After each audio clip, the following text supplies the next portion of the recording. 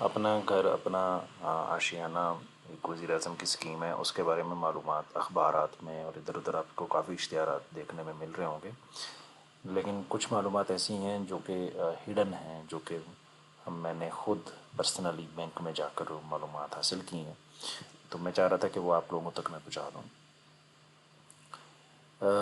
حکومت پاکستان نے 3 کیٹیگریز کے لیے یہ قرضہ دی ہے۔ پہلے اس کی جو لمٹ تھی وہ 50 لاکھ تھی، اب اس کو بڑھا کر انہوں نے 1 کروڑ کر دی ہے۔ اس کی جو ہے 3 کیٹیگریز ہیں جو لوگ قرضہ لے سکتے ہیں۔ اس میں ایک ہے کہ جن لوگوں کے پاس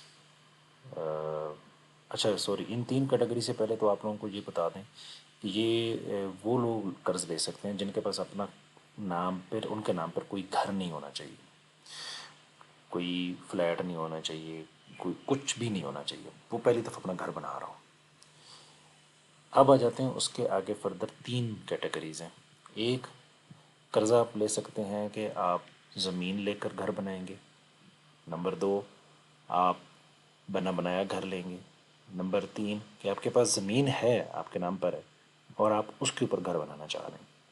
تو یہ 3 کیٹیگریز کے لیے آپ لون لے سکتے ہیں۔ اب اس میں جو بینک ہیں، وہ جو اسٹیٹ بینک ہے اس نے تمام بینکوں کو یہ مسئلہ دیا ہوا ہے، اور وہ سارے ہی اس اپلیکیشن کو پروسیس کر لیں۔ آپ کا کسی بینک میں اکاؤنٹ نہیں بھی ہے تو آپ کے لیے بہتر ہے نیشنل بینک، پنجاب بینک، آپ وہاں پہ اپلائی کر سکتے ہیں۔ اس کے علاوہ حکومت کی طرف سے 5% ہے کہ آپ کو 5% اس کے اوپر دینا پڑے گا، لیکن چھپی چھپائی بات یہ ہے اس میں جو آپ کو بینک والے نہیں بتاتے، آپ پوچھیں گے تو آپ کو بتایا جائے گا کہ یہ 5% جو ہے یہ آپ کی ٹوٹل اماؤنٹ پر نہیں ہے، یہ آپ کا پر سالانہ ہے۔ 5% جو ہے نا یہ آپ کو پر ایئر آپ کا یہ کرتا رہے گا، ایکسٹینڈ ہوتا رہے گا۔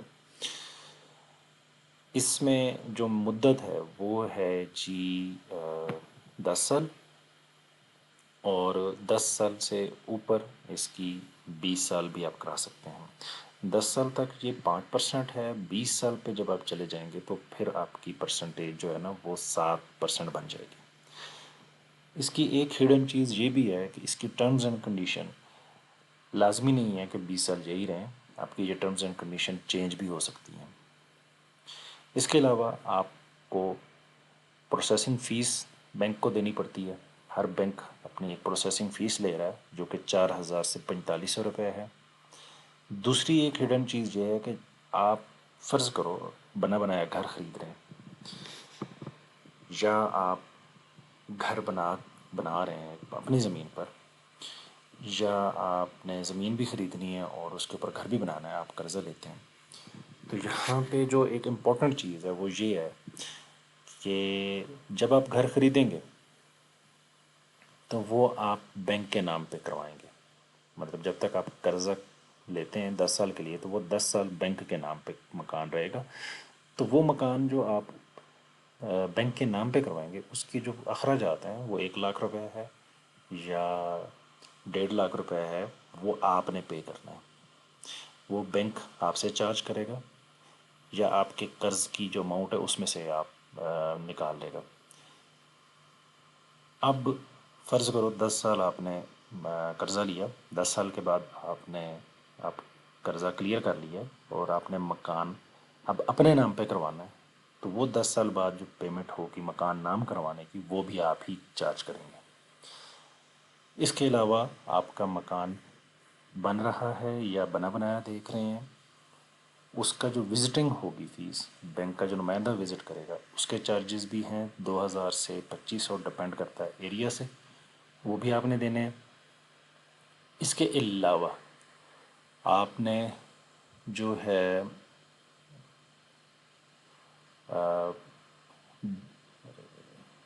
ایک اور چیز تھی مجھے تھوڑی سی ذہن سے اتر گئی ہے، تو یہ کافی دو چار اور چیزیں بھی ہیں، یہ بینک والے آپ کو چیزیں نہیں بتائیں گے، یہ جب آپ جا کے ان سے بات کریں گے، ان سے پوچھیں گے تو وہ آپ کو یہ چیزیں بتائیں گے۔ تو فرض کریں آپ 20 لاکھ اپلائی کرتے ہیں تو یہ آپ کو کٹا کے تو آپ کو ملے گا 16 تک۔ اس کی ریزن اس میں بینک والے کہتے ہیں جی آپ کا اپنا حصہ بھی ہونا چاہیے، 10% اس طرح کی آپ کے پاس ہونی چاہیے جی۔ جیسے آپ گاڑی لیتے ہیں تو آپ انیشیل ڈپازٹ کراتے ہیں، تو آپ اس میں کتنی کر رہے ہیں۔ ہاں، جو چیز میں بھول رہا تھا وہ یہ تھا کہ ایک مکان کی ایولیوشن بھی ہوتی ہے، تو وہ ایولیوشن لگانے کے لیے جو ان کا نمائندہ جائے گا، وہ ایولیوشن نمائندہ جو ان کا بینک والے لے کے جائیں گے، اس کی جو فیس ہوگی وہ بھی آپ ہی کو پڑے گی۔ وہ ایولیوشن ایسے ہوتی ہے کہ آپ نے مکان ایک لیا، آپ نے کہا کہ یہ 30 لاکھ کا مکان ہے یا 60 لاکھ کا ہے، تو بینک کہے گا کہ نہیں، ہم اپنا نمائندہ بھیجیں گے، وہ جا کے ایولیوشن دے گا کہ ہاں اس کا جو مکان ہے وہ واقعی 50 لاکھ کا ہے۔ فرض کریں وہاں پہ بینک جو ہے وہ اس مکان کی قیمت 50 لاکھ کی بجائے کہتا ہے کہ نہیں جی یہ مکان تو ہے 60 لاکھ کا، تو آپ کو بینک 60 لاکھ دے سکتا ہے اگر آپ کا ڈی بی آر ریٹ ہے تو۔ اگر بینک کہتا ہے کہ نہیں یہ 40 لاکھ کا مکان ہے، 50 کا نہیں، تو بینک آپ کو 40 ہی دے گا۔ آپ بے شک ٹانگیں اوپر سر نیچے کر کے کھڑے ہو جائیں، آسمان زمین پر لے آئیں، وہ نہیں مانیں گے۔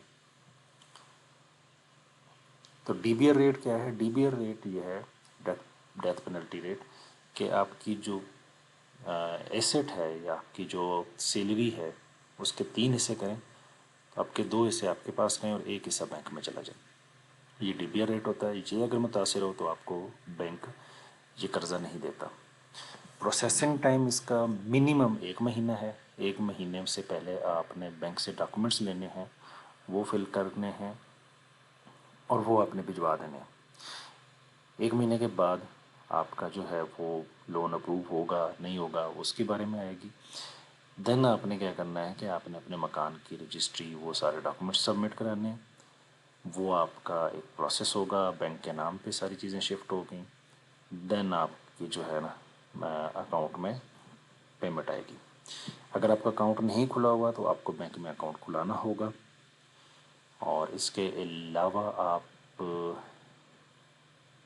کوئی بھی اگر کوئی اور سوال ہے وہ آپ مجھ سے پوچھ سکتے ہیں، کیونکہ میں نے کم از کم 6 سے 7 بینک وزٹ کیے تھے، اور کافی چیزیں ہیں جو میں شاید بھول بھی جا رہا ہوں، لیکن ہو سکتا ہے آپ پوچھیں تو کمنٹ سیکشن میں تو میں ان کے جواب ضرور دوں گا۔